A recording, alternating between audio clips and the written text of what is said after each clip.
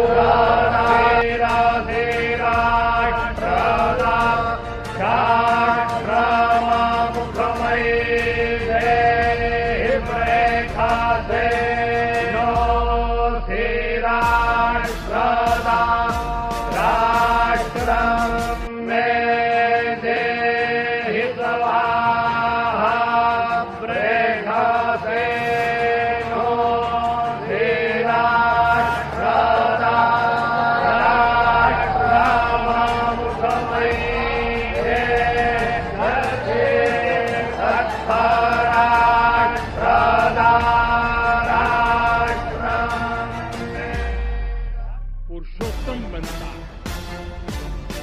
जब श्री राम अयोध्या से वनवास को गए तो ये युवराज राम थे।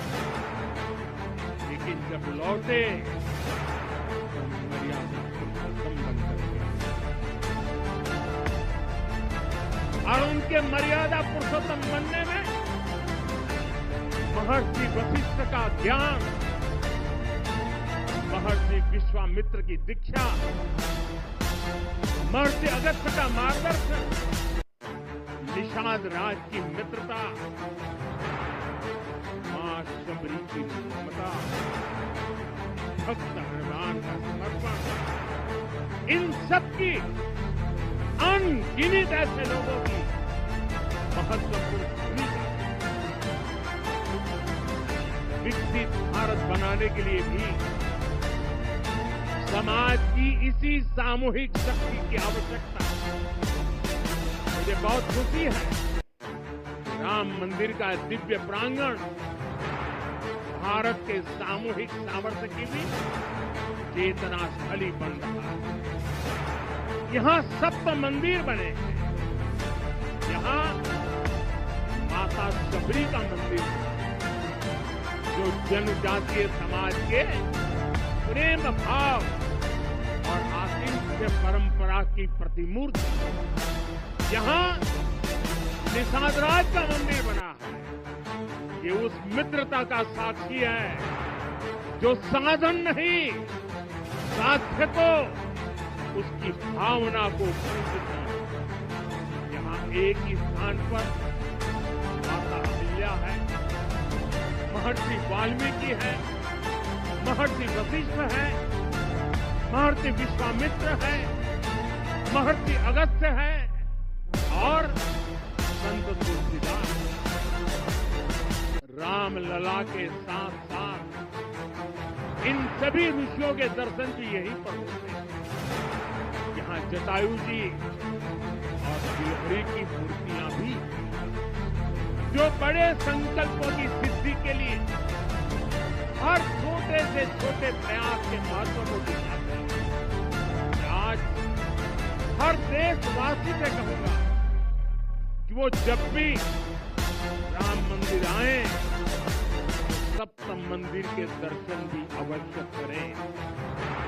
ये मंदिर हमारी आस्था के साथ साथ मित्रता, कर्तव्य और सामाजिक सद्भाव के मूल्यों को भी शक्ति देता है। हम सब जानते हैं हमारे राम भेद से नहीं भाव से जुड़ते हैं। उनके लिए व्यक्ति का कुल नहीं, उसकी भक्ति महत्वपूर्ण है। उन्हें वंश नहीं, मूल्य प्रिय, उन्हें शक्ति नहीं, संयोग महान लगता है। उसी भावना से आगे बढ़ रहे हैं। पिछले 11 वर्षों में महिला, दलित, पिछड़े, अति पिछड़े, आदिवासी, वंचित, किसान, श्रमिक, युवा, हर वर्ग को विकास के केंद्र में रखा गया। जब देश का हर व्यक्ति, हर वर्ग, हर क्षेत्र सशक्त होगा, तब संकल्प की सिद्धि में सबका प्रयास लगेगा और सबके प्रयास से ही 2047 जब देश आजादी के 100 साल मनाएगा, 2047 तक विकसित भारत का निर्माण।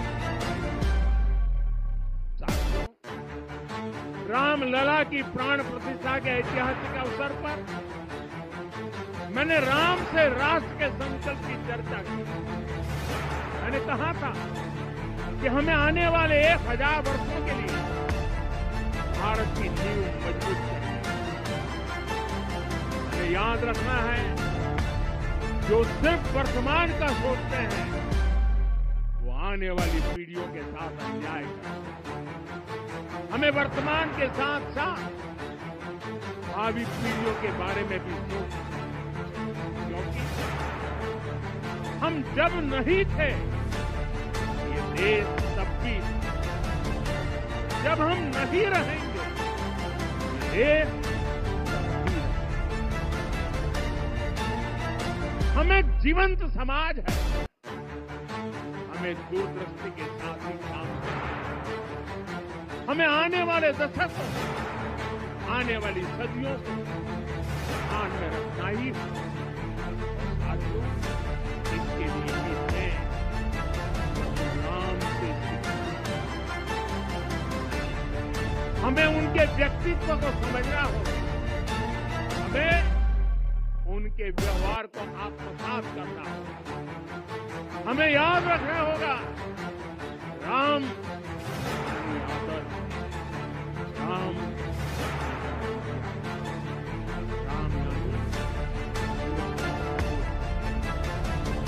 यानी सत्य और पराक्रम का संगम। दिव्य गुणे शक्र समो रामः सत्य पराक्रम। राम यानी धर्म पथ पर चलने वाला व्यक्ति। राम सत्पुरुषो लोके सत्य सत्य परायण। राम यानी जनता के सुख सर्वोपरि, प्रजा सुखत्वे चंद्र। राम यानी धर्म क्षमा का दरिया। वसुधाया क्षमा गुणे। राम यानी ज्ञान और विवेक की पराकाष्ठा। बुद्ध या बृहस्पति तुल्य। राम यानी कोमलता में, मृदु पूर्वज भाषा में। राम यानी कृतज्ञता का सर्वोच्च उदाहरण। कदाचन नोपकारेण स्तुति नैकेन तुष्यति। राम यानी श्रेष्ठ संगति का चयन। शीला वृद्धे, ज्ञान वृद्धे, वयोवृद्धे च सज्जने। राम यानी विनम्रता में महाबल। वीर्यवान च वीर्येण महता तेन विस्थित। राम यानी सत्य का अडिग संकल्प। न च अनुत्र तथो विद्वान। राम यानी जागरूक, अनुशासित और निष्कपट। निस्तिंद्र अपम्रत स्वदोष प्रदोष। राम सिर्फ एक व्यक्ति नहीं, राम एक मूल्य है, एक मर्यादा है, एक दिशा है। अगर भारत को साल 2047 तक विकसित बनाना है, अगर समाज को सामर्थ्यवान बनाना है, तो हमें अपने भीतर राम को जगाना है। हमें अपने भीतर के राम की प्राण प्रतिष्ठा करनी है। और इस संकल्प के लिए आज से बेहतर दिन और क्या हो। साथियों, 25 नवंबर का यह ऐतिहासिक दिन अपनी विरासत पर गर्व का एक और अद्भुत स्थान लेकर आया। इसकी वजह है धर्म ध्वजा पर अंकित कोविदार वृक्ष। ये कोविदार वृक्ष इस बात का उदाहरण है कि जब हम अपनी जड़ों से कट जाते हैं तो हमारा वैभव इतिहास के पन्नों में दब जाता है। जब भरत अपनी सेना के साथ चित्रकूट पहुंचे तो लक्ष्मण ने दूर से ही अयोध्या की सेना को पहचाना। ये कैसे हुआ, इसका वर्णन वाल्मीकि जी ने किया। वाल्मीकि जी ने क्या वर्णन किया है? उन्होंने कहा है विराजित उद्गत कंधम कोविदार ध्वज रखे। कहते हैं राम सामने जो तेजस्वी प्रकाश में विशाल वृक्ष जैसा ध्वज दिखाई दे रहा है वही अयोध्या की सेना का ध्वज है। उस पर कोविदार का शुभ चिन्ह अंकित है। साथियों, आज जब राम मंदिर के प्रांगण में कोविदार फिर से प्रतिष्ठित हो रहा है, केवल एक वृक्ष की वापसी नहीं है, ये हमारी स्मृति की वापसी है, हमारी अस्मिता का पुनर्जागरण, हमारी स्वाभिमानी सभ्यता का पुनरुद्भव है। कोविदार वृक्ष हमें याद दिलाता है कि जब हम अपनी पहचान भूलते हैं तो हम स्वयं को खो देते हैं और जब पहचान लौटती है राष्ट्र का आत्मविश्वास भी लौटता है।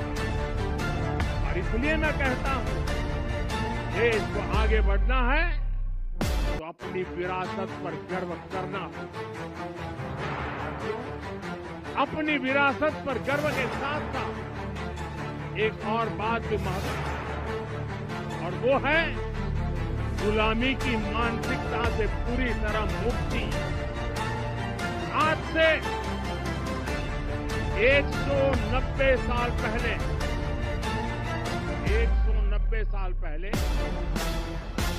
साल 1835 में 1835 में मैकाले नाम के एक अंग्रेज ने भारत को अपनी जड़ों से उखाड़ने के बीज बोए। मैकाले ने भारत में मानसिक गुलामी की नींव रखी। 10 साल बाद यानी 2035 में उस अपवित्र घटना को 200 वर्ष पूरे हुए। कुछ दिन पहले मैंने एक कार्यक्रम में आग्रह किया था कि हमें आने वाले 10 वर्षों तक 10 वर्षों का लक्ष्य लेकर चलना है कि भारत को गुलामी की मानसिकता से मुक्त करके रखें।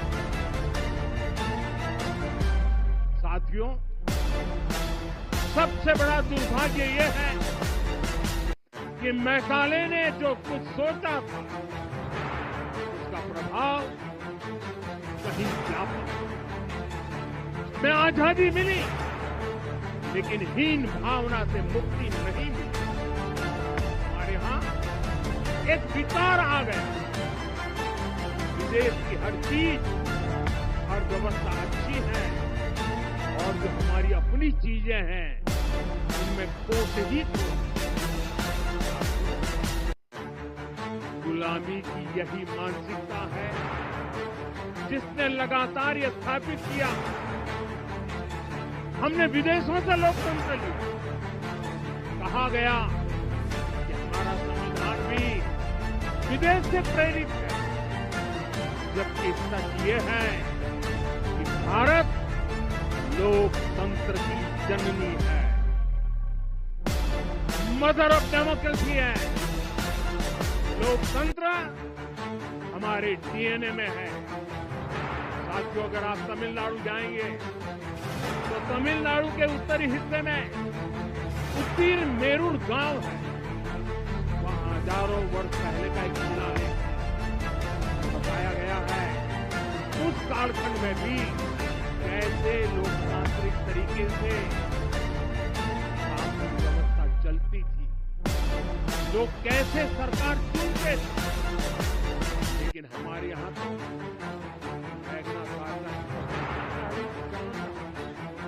हमारे यहाँ भगवान बसवन्ना उनके अनुभव मंटपा की जानकारी भी सीमित रखी गई। अनुभव मंटपा यानी जहाँ सामाजिक, धार्मिक, आर्थिक मुद्दों पर सार्वजनिक बहस होती, जहाँ सामूहिक सहमति से निर्णय लिए जाते। लेकिन गुलामी की मानसिकता के कारण इस भारत की कितनी ही पीढ़ियों को इस जानकारी से भी वंचित है। हमारी व्यवस्था के हर कोने में गुलामी की मानसिकता ने डेरा डाला हुआ। अब याद करिए, भारतीय नौसेना का ध्वज सदियों तक उस ध्वज पर ऐसे प्रतीक बने रहे जिनका हमारी सभ्यता, हमारी शक्ति, हमारी विरासत से कोई संबंध नहीं। अब हमने नौसेना के ध्वज से गुलामी के हर प्रतीक को हटाया। हमने छत्रपति शिवाजी महाराज की विरासत को स्थापित किया। और ये सिर्फ एक डिजाइन में बदलाव नहीं हुआ, ये मानसिकता बदलने का क्षण था। ये वो घोषणा थी कि भारत अब अपनी शक्ति अपने प्रतीकों से परिभाषित करेगा, न कि किसी और की विरासत। साथियों, यही परिवर्तन आज अयोध्या में भी दिख रहा है। साथियों, ये गुलामी की मानसिकता ही है जिसने इतने वर्षों तक रामत्व को नकारा। भगवान राम अपने आप में एक वैल्यू सिस्टम, ओरछा के राजा राम से लेकर रामेश्वरम के भक्त राम तक और सबरी के प्रभु राम से लेकर मिथिला के पाहुन राम जी तक भारत के हर घर में, हर भारतीय के मन में और भारतवर्ष के हर कण कण में राम है। लेकिन गुलामी की मानसिकता इतनी हावी हो गई कि प्रभु राम को भी काल्पनिक घोषित किया जाने लगा। अगर हम ठान लें अगले 10 साल में मानसिक गुलामी से पूरी तरह मुक्ति पा लेंगे, और तब जाकर के ऐसी ज्वाला प्रज्वलित होगी, ऐसा आत्मविश्वास बढ़ेगा। 2047 तक विकसित भारत का सपना पूरा होने से भारत को कोई रोक नहीं पाएगा। आने वाले 1000 वर्ष के लिए भारत की नींव तभी सशक्त होगी जब मैकाले की गुलामी के प्रोजेक्ट को हम अगले 10 साल में पूरी तरह स्वस्थ करके दिखा दें। अयोध्या धाम में रामलला का मंदिर परिसर भव्य से भव्यतम हो रहा है। साथ ही अयोध्या को संवारने का काम लगातार जारी है। आज अयोध्या फिर से वह नगरी बन रही है जो दुनिया के लिए उदाहरण बनेगी। त्रेता युग की अयोध्या ने मानवता को नीति दी। 21वीं सदी की अयोध्या मानवता को विकास का नया मॉडल दे रही है। तब अयोध्या मर्यादा का केंद्र थी, अब अयोध्या विकसित भारत का मेरुदंड बनकर रही है। साथियों, भविष्य के अयोध्या में पौराणिकता और नूतनता का संगम होगा। सरयू जी की अमृत धारा और विकास की धारा एक साथ बहेगी। यहाँ आध्यात्म और आर्टिफिशियल इंटेलिजेंस दोनों का तालमेल दिखेगा। राम पर भक्ति पथ और जन्मभूमि पथ से नई अयोध्या के दर्शन। अयोध्या में भव्य एयरपोर्ट है। अयोध्या में आज शानदार रेलवे स्टेशन, वंदे भारत और अमृत भारत एक्सप्रेस जैसी ट्रेनें अयोध्या को बाकी देश से जोड़ रही हैं। अयोध्या वासियों को सुविधाएं मिले, उनके जीवन में समृद्धि आए, इसके लिए निरंतर काम कर रहे हैं। जब से प्राण प्रतिष्ठा हुई है तब से लेकर आज तक करीब करीब 45 करोड़ श्रद्धालु यहां दर्शन के लिए आए। ये वो पवित्र भूमि है जहां 45 करोड़ लोगों को दर्शन और इससे अयोध्या और आसपास के लोगों की आय में आर्थिक वृद्धि हुई है। अभी अयोध्या विकास के पैमानों में बहुत पीछे थी। आज अयोध्या नगरी यूपी के अग्रणी शहरों में से एक है। साथियों, 21वीं सदी का आने वाला समय बहुत महत्वपूर्ण है। आजादी के बाद के 70 साल में भारत विश्व की 11वीं सबसे बड़ी लेकिन पिछले 11 साल में ही भारत विश्व की 5वीं सबसे बड़ी अर्थव्यवस्था बन गई। और वो दिन दूर नहीं जब भारत विश्व की 3वीं सबसे बड़ी अर्थव्यवस्था भी बन जाएगा। आने वाला समय नए अवसरों का है, नई संभावनाओं का। और इस अहम कालखंड में भी भगवान राम के विचार ही हमारी प्रेरणा है। जब श्री राम के सामने रावण विजय जैसा विशाल लक्ष्य था, तब उन्होंने कहा था, सौरज धीरज देहि रथ सत्यशील दृढ़ गद